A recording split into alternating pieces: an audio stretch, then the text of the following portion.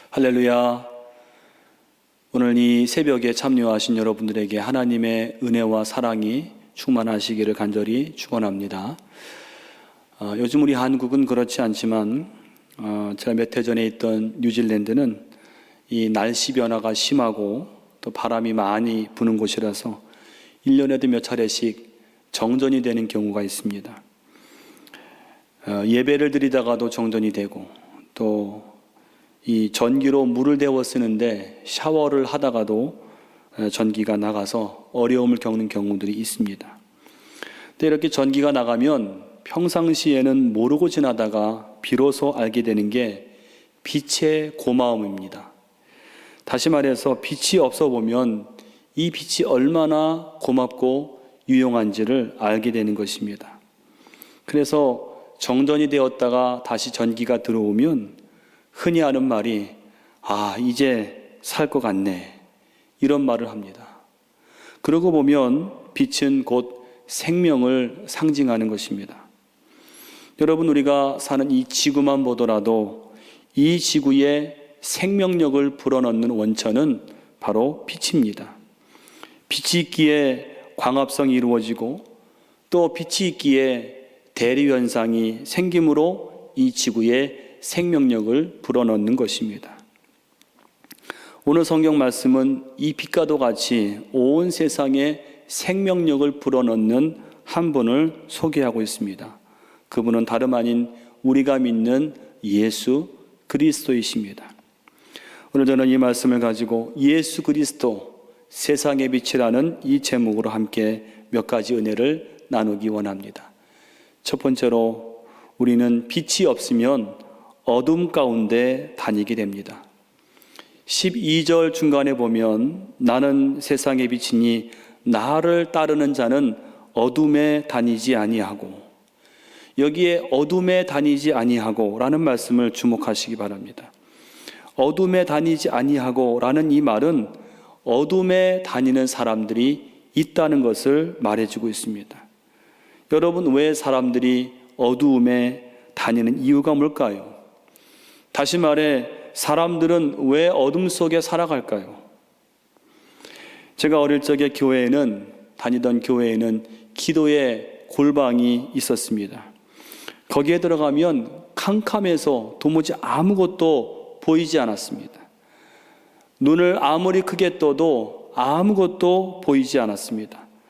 그때의 어둠은 평소 경험하던 어둠과는 차원이 다른 그런 어둠이었습니다. 평소 경험하던 어둠은 어둡기는 하지만 그래도 웬만큼은 보였지만 그 골방의 어둠은 완벽한 어둠이었습니다. 왜 그런가 생각해 봤더니 이치는 간단합니다. 빛이 하나도 없기 때문에 캄캄한 것입니다. 여러분, 여기에서 중요한 영적인 진리를 발견하게 되는 것입니다. 어두움은 왜 어둠이 되는가? 바로 빛이 없을 때 어둠이 되는 것입니다. 오늘 우리가 살아갈 때 앞이 캄캄하고 어둠일 때가 있습니다. 그럴 때 우리는 이 문제가, 우리의 상황이 또 우리 여러 가지 역경이 있기 때문에 어둠이라고 생각하지만은, 중요한 것은 빛이 없을 때 우리는 어둠 가운데 처할 수밖에 없다는 것입니다. 오늘 본문 바로 앞에 나오는 사건이 무엇인가 하면 유명한 사건이죠. 간음하다가 현장에서 붙잡힌 한 여인의 이야기가 나옵니다. 여러분, 이 여인은 현장범으로 붙잡힐 정도로 죄와 어두움에 다닌 사람입니다. 왜 이 여인이 죄가 죄인 줄도 모르고 그렇게 어두움에 헤맸을까요? 바로 빛이 없었기 때문입니다. 그 인생 가운데 도무지 빛이 없었습니다. 그런 그녀를 서기관들과 바리새인들이 율법을 어겼다고 붙잡았습니다. 그리고 그녀를 돌로 쳐 죽이려고 했습니다. 그런 그녀가 누굴 만났습니까? 바로 예수님을 만난 것입니다. 예수님을 만난 순간 어둠과 절망 속에 있던 이 여인에게 소망이 생겼습니다. 왜 그렇습니까? 예수님이 그녀 인생에 빛으로 오셨어요. 예수님은 여인과 사람들에게 죄 없는 자가 돌로 치라 함으로 그 여인을 구해내셨고, 그 여인에게 말씀하시기를 가서 다시는 죄를 범하지 말라. 바로 여인의 인생 가운데 환한 빛이 임한 것입니다. 구원이 임했고 소망이 임한 것입니다. 여러분, 요컨대 어둠이 무엇입니까? 무엇이 어두운 인생입니까? 빛이 없는 인생이 어둠인 것입니다. 뉴스 기사 중에 가로등 밝기에 따라 범죄율이 줄어든다라는 제목의 기사를 읽어보았습니다. 기사 내용이 뭔가 봤더니 20년 전 미국의 뉴욕이 슬럼가를 중심으로 총기 사건, 강도, 살인 이런 사건들이 많은 그런 지역이었습니다.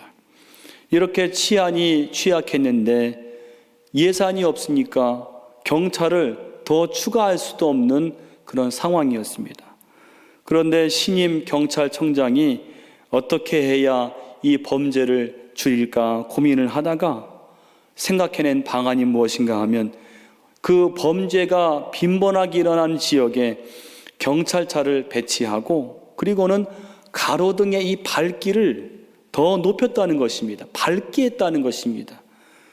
그 결과 대성공이었습니다. 사건 발생률이 무려 60%가 줄었다는 것입니다. 여러분 보세요. 어두움에 빛이 생기니까 물리적인 어둠이 물러가고 또 거기다가 사회적인 어둠도 물러갔다는 이야기인 것입니다. 여러분, 빛이 없으면 거기 어둠이 임하는 것입니다. 두 번째로 예수님을 따르면 빛 가운데로 걸어간다는 것입니다. 오늘 12절 말씀에 예수께서 또 말씀하여 이르시되 나는 세상의 빛이니 나를 따르는 자는 어둠에 다니지 아니하고 생명의 빛을 얻으리라. 여기 보면 우리가 어둠에 다니지 않는 비결이 나옵니다. 그건 방금 말씀드린 대로 빛을 따라가면 되는데 그 빛이 누구라고 말씀하십니까? 나는 세상의 빛이니. 바로 예수님이 이 세상의 빛이라는 것입니다. 그래서 그 빛 대신 예수님을 따라가면 어둠에 다니지 않는다는 것입니다. 여러분, 그러므로 우리가 살아가다가 앞이 캄캄하고 빛이 보이지 않을 때 낙심할 게 아닙니다. 왜 그렇습니까? 우리 예수님이 우리의 빛이 되어주시겠다고, 나를 따르면 어둠에 다니지 않고 생명의 빛을 얻을 것이라고 약속하셨기 때문입니다. 우리가 앞서 불렀던 찬송 가사에 뭐라고 되어 있습니까? 캄캄한 밤에 다닐지라도 주께서 나의 길 되시고 나에게 밝은 빛이 되시니 길 잃어버릴 염려 없네. 여러분, 길을 잃을 것 같고 내가 실족할 것 같고 잘못될 것 같은 그때에 염려하지 마시기 바랍니다. 어떻게 해야 합니까? 주님이 나에게 밝은 빛이 되어주시는 것을 믿으시기를 바랍니다. 여러분, 삭개오를 생각해 보세요. 삭개오라는 이름의 뜻은 순수하다라는 뜻입니다. 그런데 그 이름은 순수하다라는 이름을 가졌는데 그 삶의 내용은 여리고에서 가장 순수하지 못하고 가장 추하고 탐욕적인 사람이었습니다.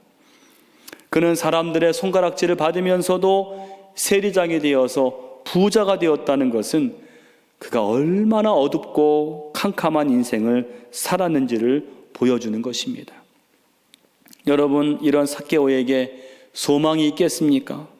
그런데 놀랍게도 삭개오에게 소망이 생겨났습니다. 어떻게 해요? 바로 그 인생에 예수님이 찾아오셨어요. 이 삭개오가 한 것은 예수를 보고자 하는 마음을 가졌습니다. 예수를 보고자 나무 위에 올라갔을 때에 예수님은 그 마음을 아시고 삭개오야 내려오라, 내 집에 머물러야 되겠다라고 하실 때에 삭개오는 그 예수님을 영접하고 자기 집으로 모셨습니다. 그럴 때 놀라운 일이 벌어졌습니다.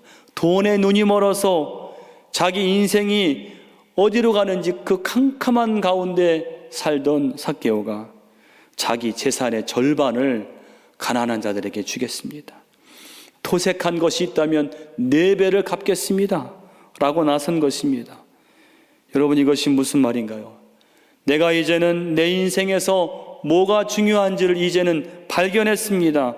이제는 내 인생이 어떻게 살아야 할지를 내가 이제 깨닫게 되었습니다. 이제는 어둠이 아닙니다. 어떻게 이런 일이 생겨났습니까? 예수님이, 빛 대신 예수님이 그 인생 가운데 오셨을 때 그는 더 이상 어둠에 다니지 아니하고 생명의 길을 걸어가게 된 것입니다. 여러분, 누가 생명의 길을 걸어갈 수 있습니까? 예수님을 내 인생의 빛으로 모신 사람이 빛된 길로, 생명의 길로 걸어갈 수 있는 것을 믿으시기를 바랍니다. 마지막으로 주님은 우리도 빛이 되기를 원하십니다.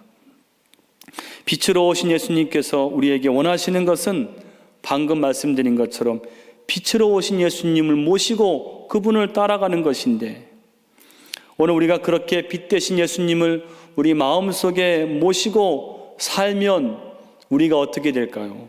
바로 우리도 세상의 빛이 되는 것입니다. 누가 이걸 말씀하셨는가 하면 예수님이 말씀하셨어요. 마태복음 5장 14절로 15절에 보니까 예수님 말씀하시기를 너희는 세상의 빛이라.